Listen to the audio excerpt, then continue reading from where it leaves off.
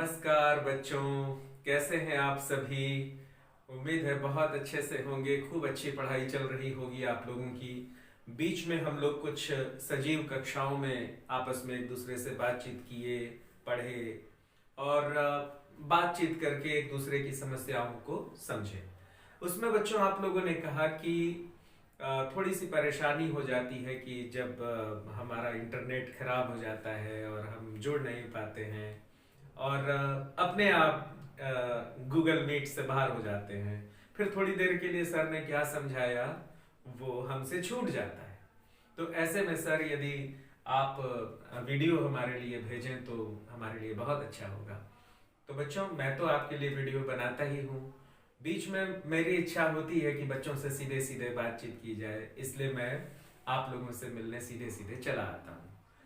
तो पिछली कक्षाओं में हमने अलंकार को समाप्त किया और वाक्य और अर्थ के आधार पर वाक्य भेद इसे समाप्त किया।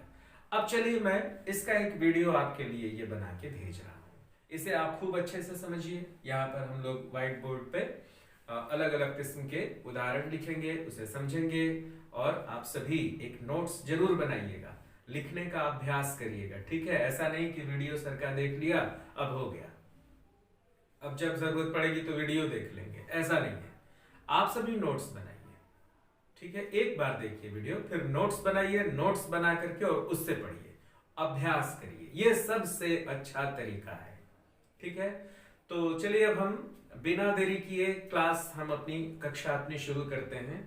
हम लोग अर्थालंकार पर बातचीत कर रहे थे। अर्थालंकार क्या है इसे हम जानते हैं। जब कविता में अर्थ के आधार पर चमत्कार उत्पन्न हो उसे अर्थालंकार कहते हैं। अर्थालंकार जो हमारे जो पाठ्यक्रम में है, 5 तरह के प्रमुख अर्थालंकारों को हमें पढ़ना है। उपमा अलंकार, रूपक अलंकार, उत्प्रेक्षा अलंकार, मानवीकरण अलंकार और अतिशयोक्ति।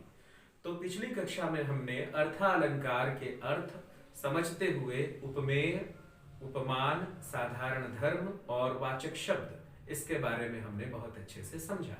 उपमेय जिसकी तुलना की जाए, उपमान जिससे तुलना की जाए, साधारण धर्म जिस गुण की तुलना की जाए, वाचक शब्द समानता दिखाने वाले शब्द। इसे हमने समझ लिया था। फिर हम उपमा अलंकार के बारे में समझ लिए थे। क्या समझा था हमने? गुणों में समानता के कारण जब उपमेय की तुलना उपमान से की जाती है, गुणों में समानता के कारण जब उपमेय की तुलना उपमान से की जाती है तो वहां पर उपमा अलंकार होता है। वाचक स्वर शब्द इसके क्या हो जाते हैं? ज्यों, जिमी, जैसे, है ना, की तरह, के समान, जिस तरह, है ना, ये सारे समानता दिखाने वाले शब्द जो होते हैं। सम, सरिस, है ना, पीपर पात सरिस मंडोला, मैंने आपको उदाहरण भी बताया था। मो सम दीन नदीन हित तुम समान रघुबीर, ये मैंने आपको बताया था। सम शब्द, सरिस शब्द, है ना, ज्यों, जिमी, जैसे, तो ये सब कुछ उपमा अलंकार के वाचक शब्द हैं। आज हम सभी यहाँ पर बच्चों रूपक अलंकार पढ़ेंगे। रूपक अलंकार, फिर उत्प्रेक्षा अलंकार, मानवीकरण अलंकार और अतिशयोक्ति। आज हमें 4 अलंकारों के बारे में पढ़ना है और मैं सभी के एक एक दो दो उदाहरण से आपको अलंकार समझाऊंगा। यदि आपको इससे भी अधिक उदाहरणों की जरूरत है तो आपके पास एक व्याकरण की किताब है, इसे आप यहां समझ लेंगे तो व्याकरण से आप जब अन्य उदाहरणों को देखिएगा तो बड़ी आसानी से आपसे बनने लगेगा। यदि किसी तरह की परेशानी होगी मुझसे पूछ लीजिएगा। तो बिना देर किए चलिए अब हम शुरू करते हैं रूपक अलंकार पढ़ना। ठीक है,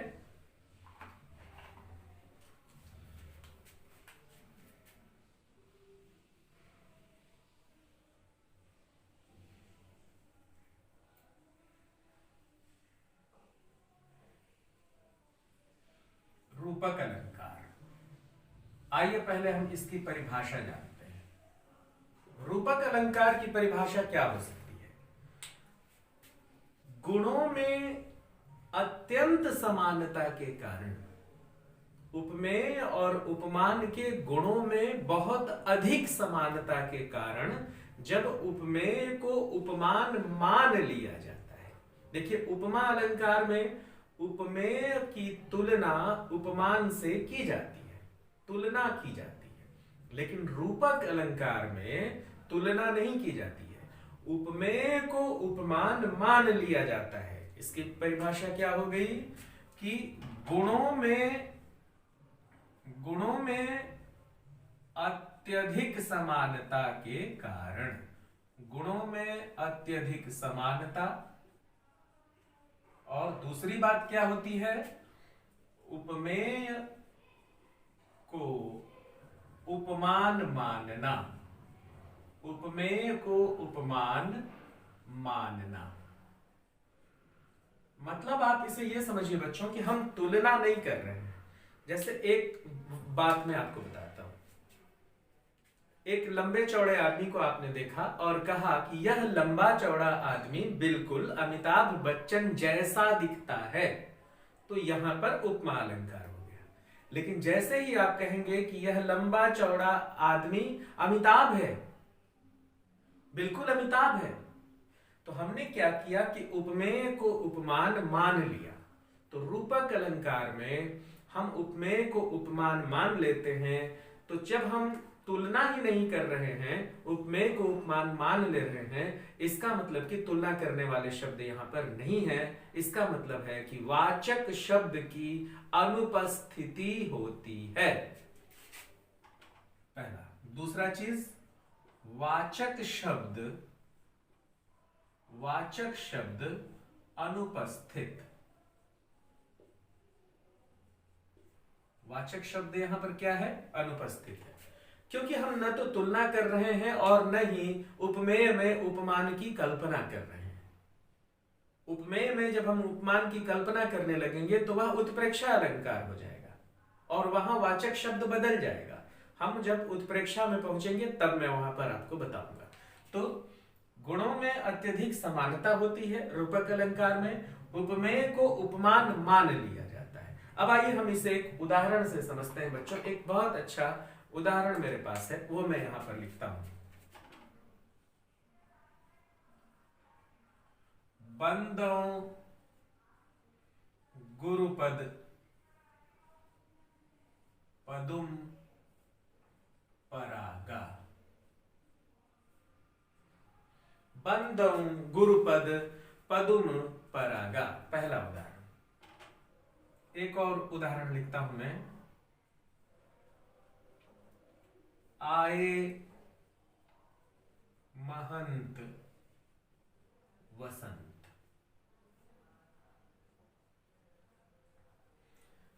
तीसरा उदाहरण,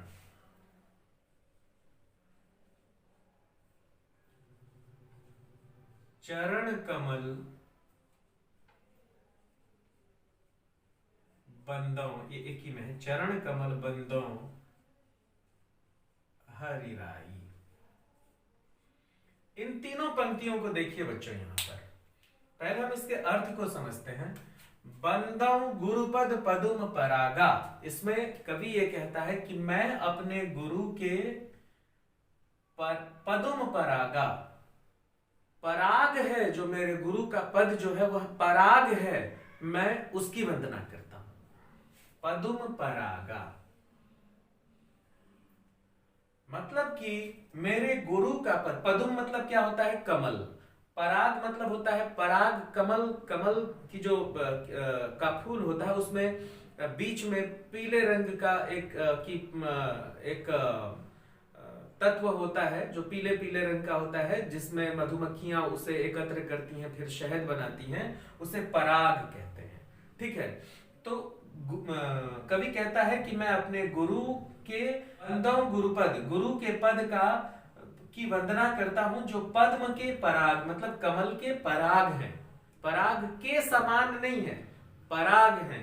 अगर बच्चों यहां पर सम लग जाता, पदुम सम परागा मतलब कि पराग के समान, कमल के पराग के समान, तो सम नहीं लगा है यहां पे।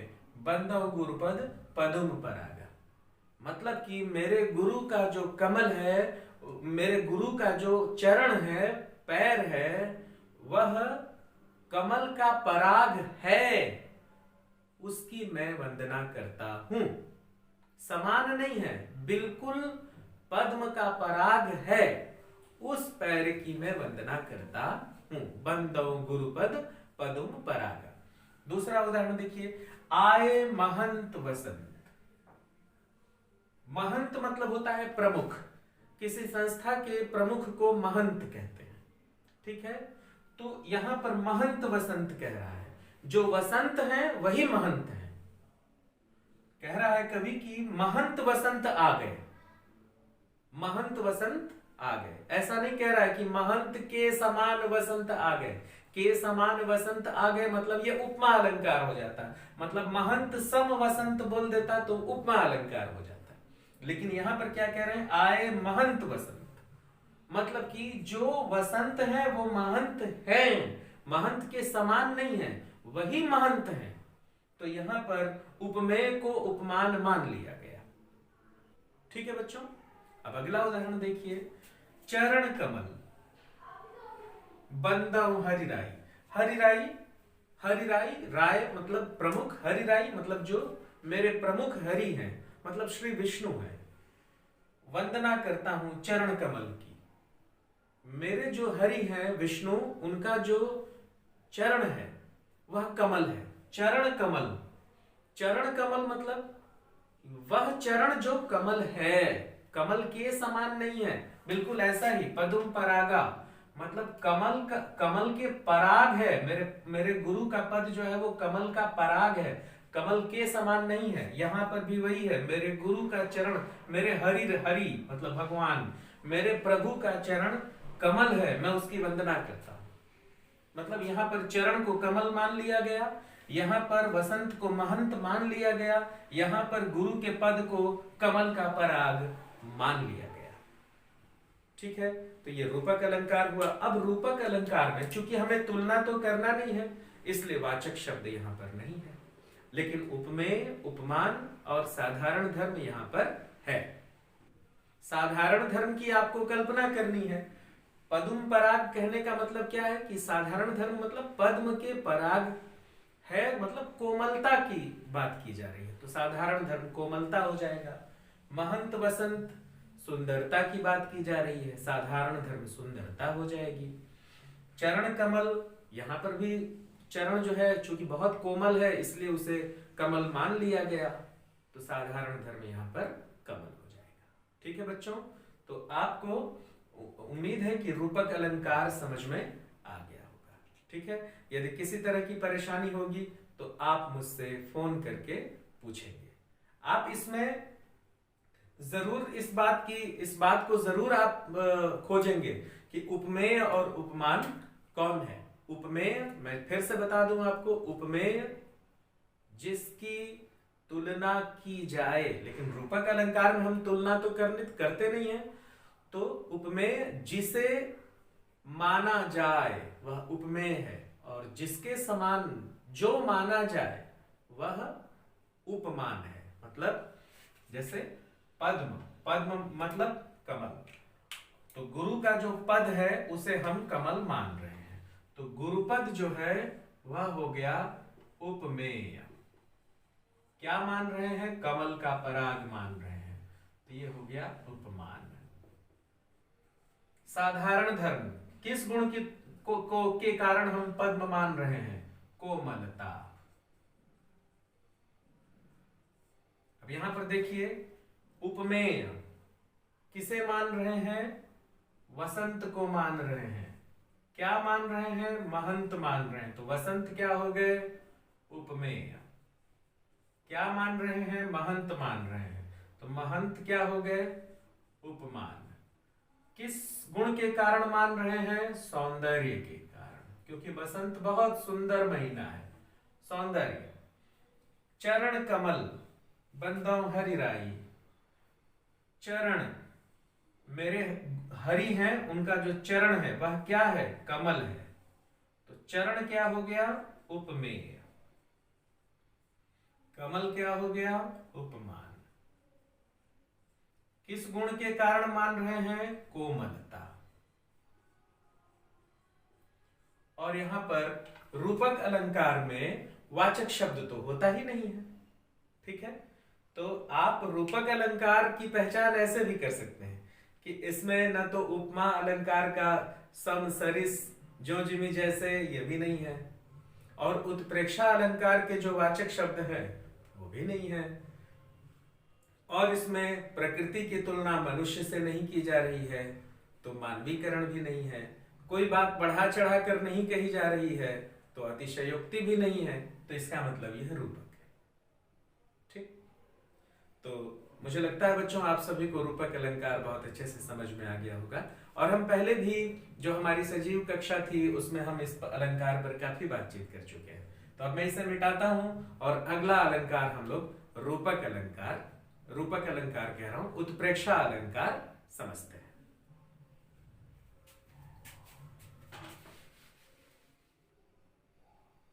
तो बच्चों अब आइए हम उत्प्रेक्षा अलंकार के बारे में बात करते हैं। उत्प्रेक्षा अलंकार न तो उपमा अलंकार है और न ही रूपक अलंकार है, इनसे बिल्कुल अलग है। तो क्या है उत्प्रेक्षा अलंकार? उत्प्रेक्षा अलंकार की जो परिभाषा है उसके अनुसार जब उपमेय में उपमान के होने की कल्पना की जाती है, मतलब ऐसी कल्पना की जाती है कि ये जो उपमेय है जिसकी हम तुलना कर रहे हैं उसमें ये जो उपमान है वो आ गया है, मानो ये वही है, ये वही है नहीं, या ये उसके जैसा है ये भी नहीं, मुझे ऐसा लग रहा है, मैं मानता हूं, कल्पना कर रहा हूं। तो परिभाषा क्या निकली? इसकी परिभाषा यह निकल कर आई कि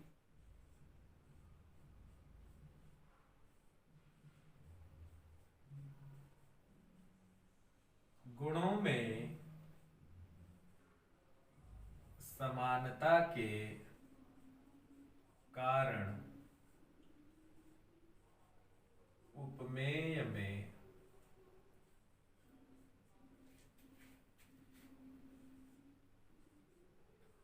उपमान की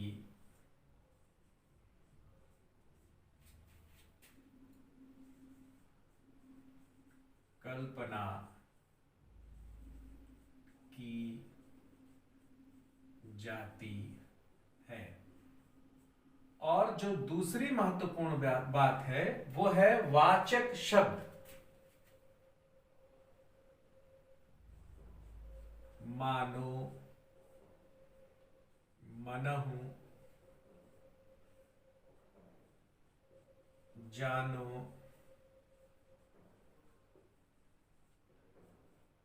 जनो, मानो, जानो, मनु, जनो इत्यादि।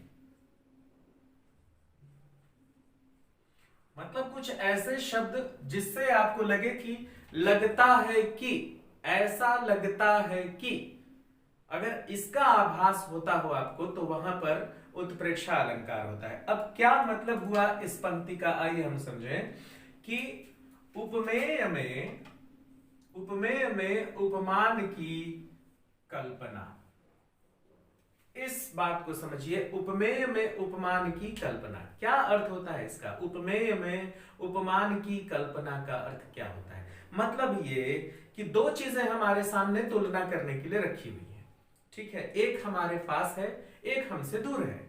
तो जो हमारा उपमेय है जिसके बारे में हम बात कर रहे हैं उसका गुण यदि किसी के समान है तो हम उस जिसके समान है उसके बारे में यह कल्पना करते हैं कि वो मानो इसमें आ गया है,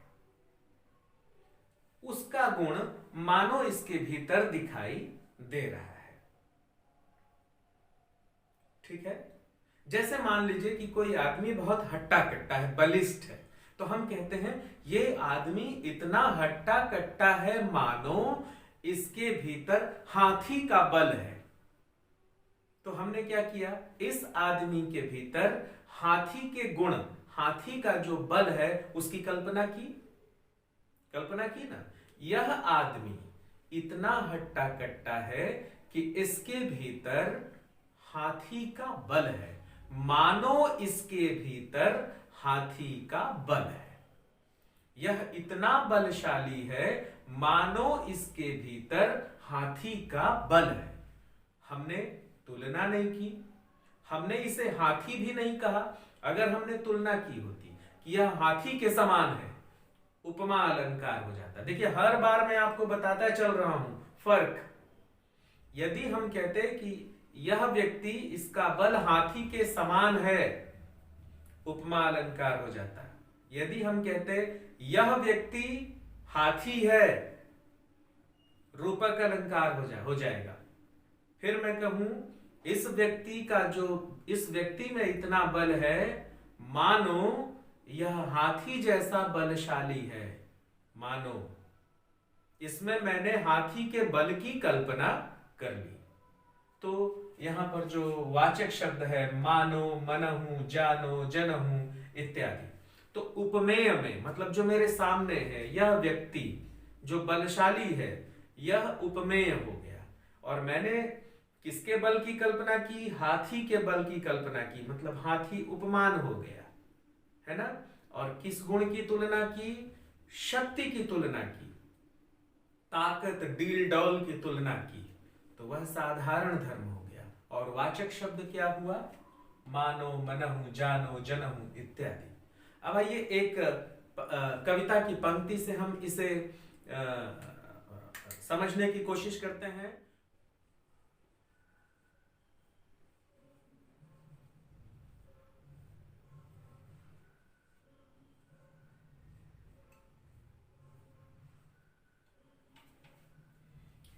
इस उदाहरण को थोड़ा सा समझिए बच्चों। देखिए, ये उस समय गोस्वामी तुलसीदास जी अपने रामचरितमानस में लिखते हैं कि फूले कास सकल मही छाए। कास एक फूल का नाम है बच्चों। कह रहे हैं श्री राम जो है वो लक्ष्मण जी से कहते हैं कि लक्ष्मण देखो, वर्षा ऋतु के बाद जो शरद ऋतु जो आ रही है वह कितनी सुहावनी है। तो कहते हैं कि फूले कास सकल मही छाए। कास का फूल सारी धरती पर छा गए हैं। कास के जो फूल होते हैं वो सारी धरती पर छा गए हैं। फूले कास सकल मही छाए। मही मतलब धरती, है ना। तो फूले कास सकल मही छाए, हे लक्ष्मण, है ना। वर्षा विगत शरद ऋतु आई, लक्ष्मण देखो परम सुहाई। फूले कास सकल मही छाए, जनु वर्षा ऋतु प्रगट बुढ़ाए। ऐसे करके है, ठीक है। तो फूले कास सकल मही छाए, ऐ लक्ष्मण, ये जो वर्षा ऋतु बीत चुकी है और शरद ऋतु आ गई है, तो कास के फूल जो हैं वो सारी धरती पर छा गए हैं। जनु माने ऐसा लग रहा है मानो वर्षा ऋतु प्रगट बुढ़ाए, बारिश की ऋतु अब बूढ़ी हो गई है। वर्षा ऋतु अब बूढ़ी हो गई है। जनु वर्षा ऋतु प्रगट बुढ़ाए, ऐसा लग रहा है मानो वर्षा ऋतु बूढ़ी हो गई है। जनु, देखो यहां पर जनु लिखा ना, मानो, मनहु, जानो, जनहु, जनु, जनु भी है यहां पर। मनु, जनु, मानो, जानो, इसमें और जोड़ लीजिए, मनु जनु भी जोड़ लीजिए, इत्यादि मैंने लिखा है यहां पर। देखिए, मनु जोड़ लीजिए, जनु जोड़ लीजिए, तो जनु यहां पे है, देखिए ये, है ना। तो ये सीधे सीधे कौन सा अलंकार हो गया? उत्प्रेक्षा अलंकार हो गया। अब आइए हम इसे उपमेय और उपमान की कसौटी पर कसते हैं, और कैसे हम उपमेय में उपमान की कल्पना कर रहे हैं ये देखिए। यहां पर हम किसकी बात कर रहे हैं? वर्षा ऋतु की बात कर रहे हैं, जो कैसी हो गई है? अब बूढ़ी हो गई है। तो वर्षा ऋतु उपमेय। और वर्षा ऋतु में अब हम किसकी कल्पना कर रहे हैं? किसी बूढ़े व्यक्ति की कल्पना कर रहे हैं। देखो, बूढ़ा क्यों कहा है कवि ने वर्षा को? क्योंकि वर्षा अब बीत रही है, बारिश अब जा रही है। तो जब जा रही है, बारिश की उम्र 4 महीने की बारिश की उम्र होती है, तो 4 महीने की बारिश की उम्र समाप्त हो गई, मतलब अब वो बूढ़ी हो गई है। और कौन सी ऋतु आ रही है? शरद ऋतु आ रही है। कौन सी ऋतु आ रही है? शरद ऋतु आ रही है। तो शरद ऋतु युवा है, और कौन सी ऋतु जा रही है? वर्षा ऋतु जा रही है। तो वर्षा ऋतु बूढ़ी है। तो वर्षा ऋतु में हमने बूढ़े की कल्पना की है, तो उपमेय तो वर्षा ऋतु हो गई और उसमें हम बुढ़ापा की कल्पना कर रहे हैं, तो उपमान क्या हो गया? बुढ़ापा। तो कौन किसका बुढ़ापा? वर्षा ऋतु का बुढ़ापा। तो उपमान में हम सिर्फ बूढ़ा नहीं कहेंगे, हम कहेंगे उपमान को वर्षा ऋतु जो बूढ़ी हो गई है, जो बूढ़ी हो गई है। या हम ये कह सकते हैं कि बूढ़ी वर्षा ऋतु, वो क्या है? उपमान है। और साधारण धर्म क्या है? किस गुण के कारण तुलना कर रहे हैं? उम्र बीत जाने के कारण तुलना कर रहे हैं कि वर्षा ऋतु की उम्र जो है वह समाप्त हो गई है, तो इसी गुण मतलब कि उम्र के बीत जाने की तुलना कर रहे हैं, बूढ़े हो जाने की तुलना कर रहे हैं, समय के बीत जाने की तुलना कर रहे हैं, पुराने हो जाने की कल्पना कर रहे हैं। इसलिए साधारण धर्म क्या हो गया? पुराना होना, बूढ़ा होना। ठीक है। और वाचक शब्द क्या है यहां पर? जनु। यह है वाचक शब्द।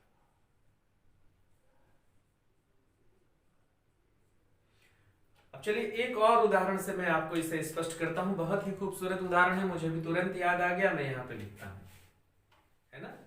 पुलक प्रकट करती है धरती हरित तृणों के नोकों से, मानो झूम रहे हैं तरु भी मंद पवन के झोंकों से। ठीक है। तो सबसे पहली बात कि आप इसे कैसे पहचानेंगे?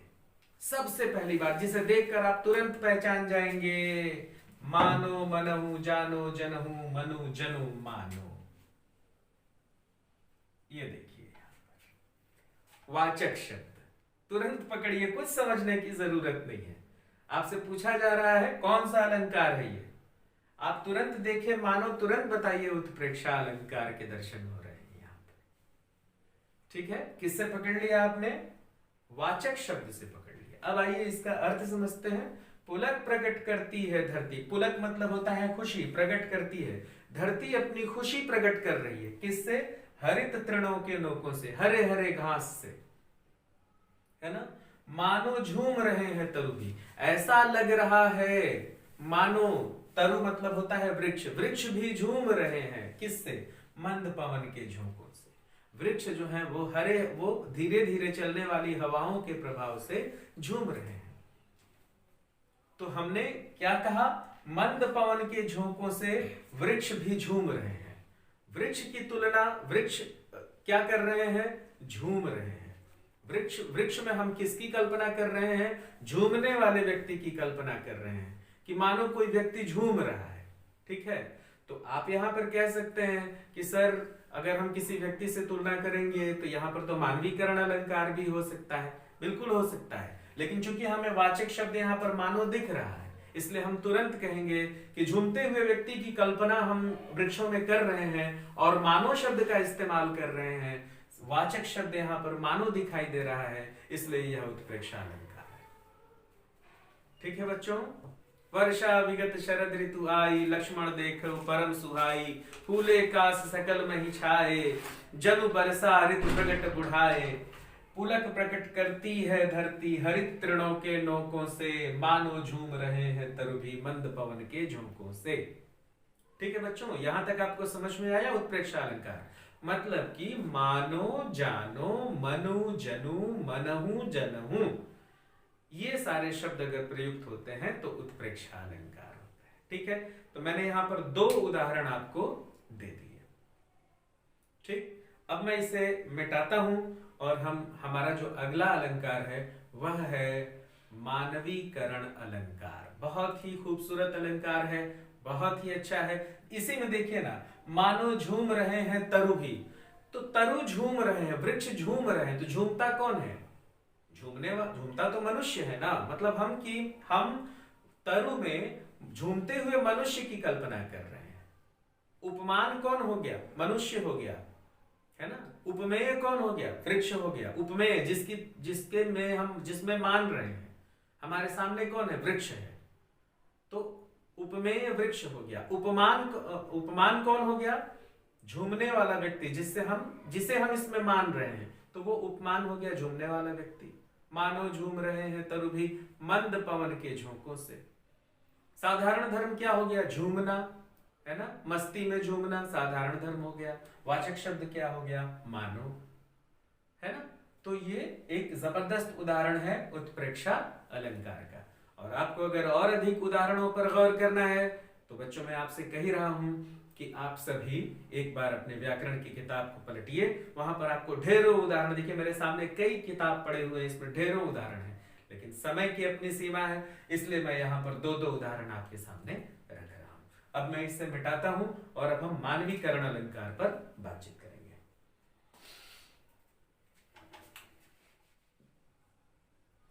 मानवीकरण अलंकार क्या होता है बच्चों? मानवीकरण अलंकार नाम से ही स्पष्ट है। मानवीकरण माने मनुष्यकरण। जब हम उपमेय को मनुष्य बना देते हैं, मतलब कि हम जिसकी तुलना कर रहे हैं उसको क्या बना देते हैं? मनुष्य बना देते हैं। तो सभी की नहीं, यहां पर प्रकृति की बात हो रही है कि जब उपमेय प्रकृति हो और उपमान मनुष्य हो, और हम उपमेय को उपमान मान ले रहे हैं, मतलब प्रकृति को मनुष्य मान ले रहे हैं। जब प्रकृति रूपी उपमेय को मनुष्य रूपी उपमान मान लिया जाता है तो वहां पर मानवीकरण अलंकार होता है। ठीक है, देखो मैं यहां पर लिख रहा हूं।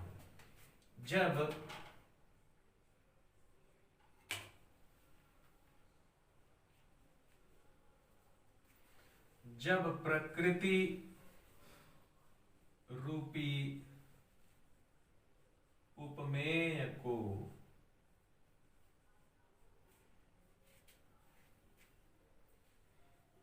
मनुष्य रूपी उपमान मान लिया जाता है।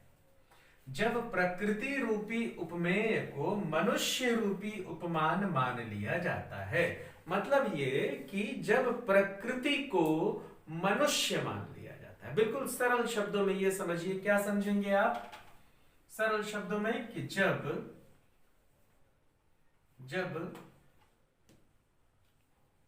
प्रकृति को मनुष्य मान लिया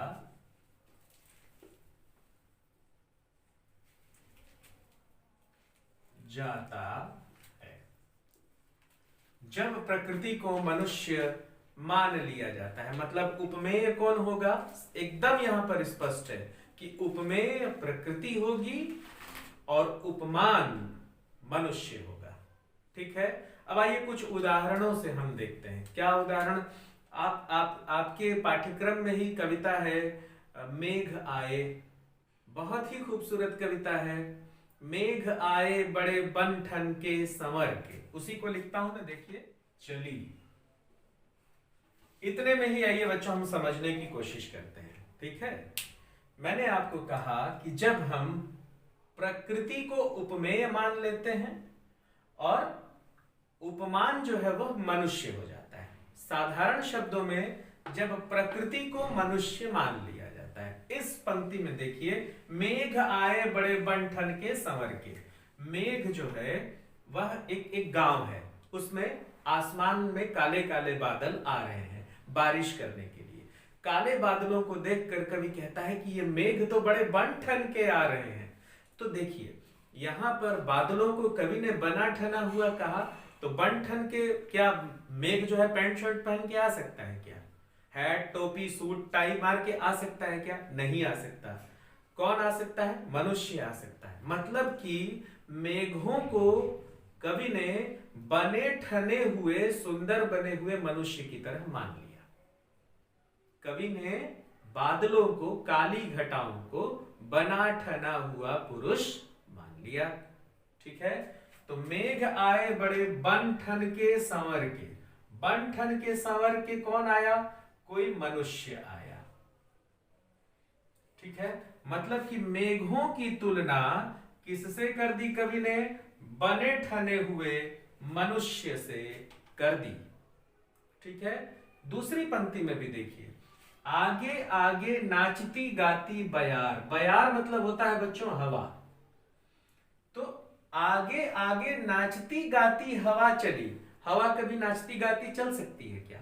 नहीं। नाचती गाती कौन चलती हैं? लड़कियां, बच्चियां नाचती गाती हुई चलती हैं। मतलब कि हवा को क्या मान लिया कवि ने?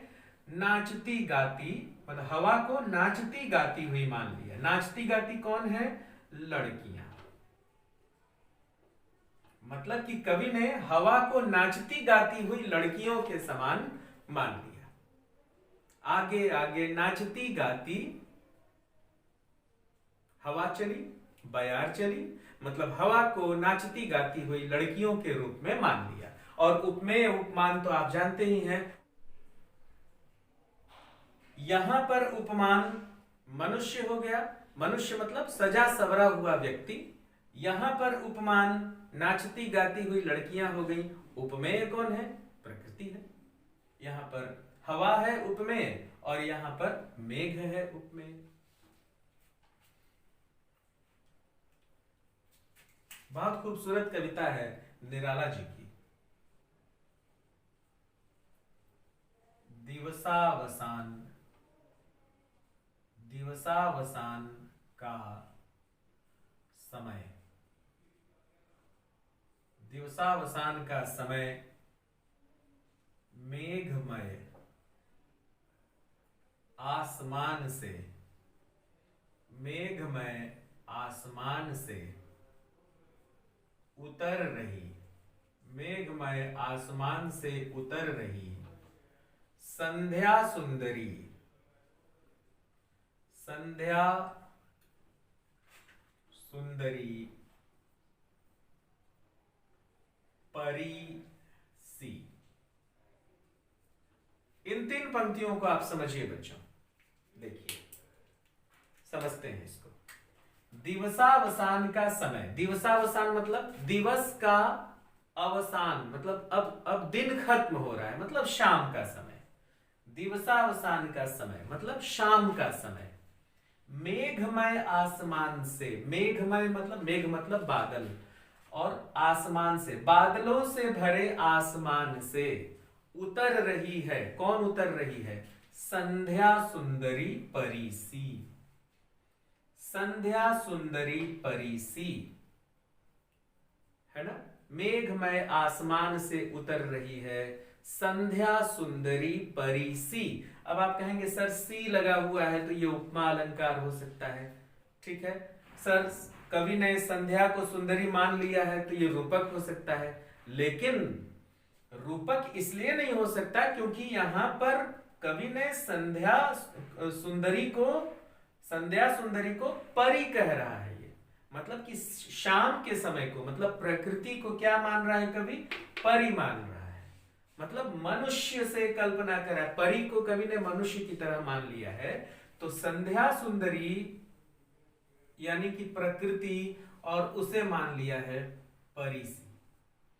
तो आप कहेंगे सर संध्या सुंदरी को परी सी मान लिया है, तो संध्या सुंदरी में हमें रूपक दिख रहा है कि संध्या को सुंदरी कह रहा है, कि संध्या जो है वो सुंदरी है ना, सुंदरी के समान नहीं है, या मानव सुंदरी है ऐसा भी नहीं है।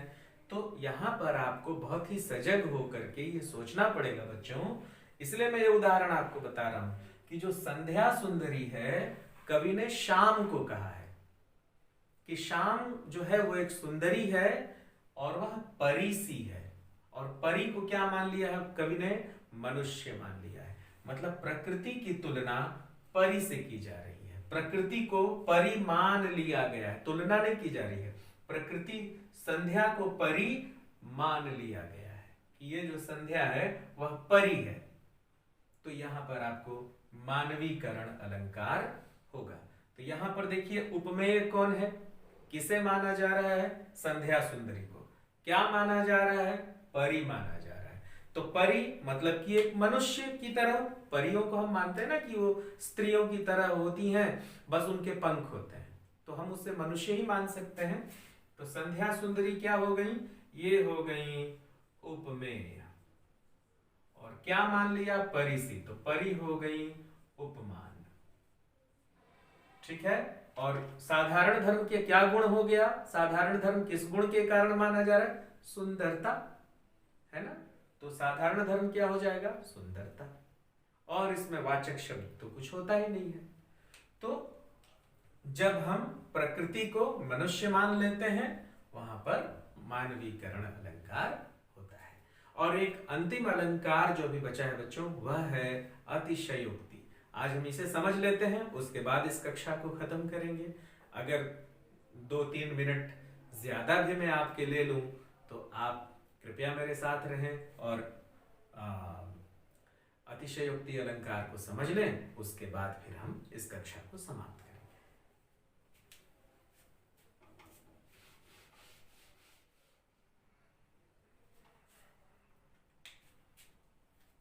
अतिशयोक्ति, अतिशयोक्तिक अलंकार नाम से ही स्पष्ट है बच्चों। अतिशयोक्ति का मतलब होता है अतिशय उक्ति, बहुत अधिक बोलना, बहुत अधिक बढ़ा चढ़ाकर बोलना। अतिशयोक्ति, अतिशयोक्ति, अतिशय, अति कर देना बोलते समय। ठीक है। तो आइए हम इसकी परिभाषा समझते हैं। जब उपमेय की क्षमता को अत्यंत बढ़ा चढ़ाकर प्रस्तुत किया जाता है, जो कि संभावनाओं से परे हो जाता है, वहां पर अतिशयोक्ति अलंकार होता है। तो उदाहरण, इसकी परिभाषा क्या हो गई कि उपमेय की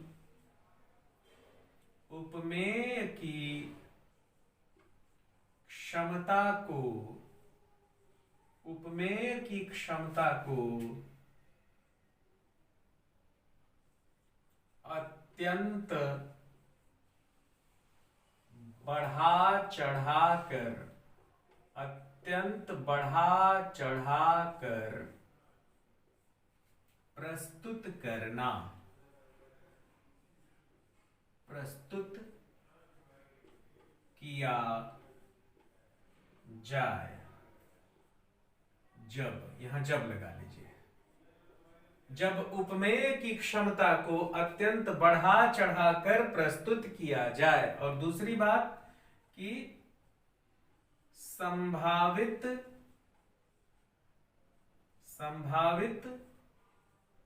क्षमता से परे आकलन किया जाए,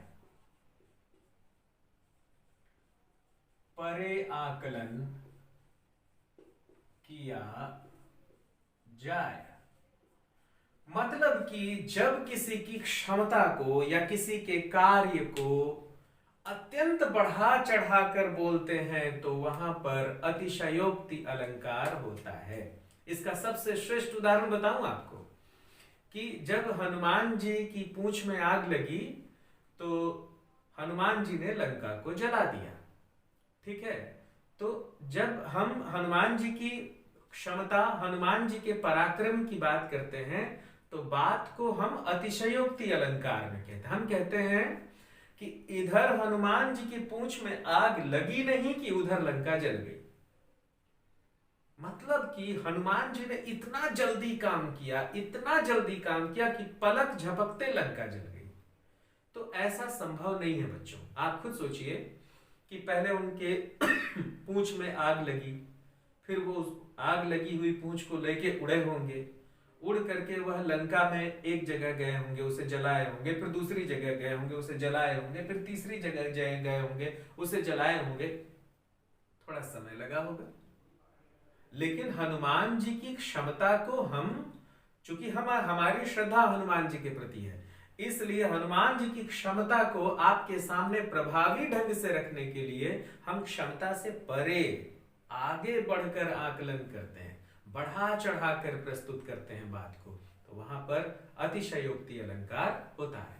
तो अब देखिए मैं एक उदाहरण लिख रहा हूं, उसे आप ध्यान दीजिए। हनुमान की बाग। अब देखिए यहां पर हनुमान जी की पूंछ में अभी लगन न पाई आग। हनुमान जी की पूंछ में अभी आग लगी ही नहीं थी कि लंका सगरी जल गई। माने हनुमान जी ने इतना जल्दी काम किया कि इधर आग लगी इधर लंका जली, है ना। जबकि ऐसा हुआ नहीं, ऐसा हो नहीं सकता। आग लगी होगी, वो उड़े होंगे, लगाए होंगे, तो हनुमान की पूंछ में लगन न पाई आग की लंका सगरी जल गई, गए निशाचर भाग, सारे राक्षस भाग गए। ये सब पलक झपकते ही हो गया। तो हमने क्या किया कि अपनी श्रद्धा के कारण हनुमान जी की क्षमता को प्रभावी ढंग से रखने के लिए उनके द्वारा किए गए कार्यों को हम बहुत बढ़ा चढ़ाकर बता रहे हैं। तो जब हम किसी उपमेय की क्षमता को अत्यंत बढ़ा चढ़ाकर प्रस्तुत करते हैं तो वहां पर अतिशयोक्ति अलंकार होता है। यहां पर उपमेय कौन है? हनुमान जी उपमेय है, ठीक है। और उनकी क्षमता को हमने क्या किया? बहुत बढ़ा चढ़ाकर प्रस्तुत किया। साधारण धर्म क्या है? यहाँ पर पराक्रम है, हनुमान का पराक्रम, ठीक है, हनुमान की शक्ति, हनुमान के काम करने की क्षमता, ठीक है बच्चों। तो चलिए एक और उदाहरण, मैं हर अलंकार के दो उदाहरण आपको दे रहा हूं, यहां भी मैं आपको एक और उदाहरण दे देता हूं।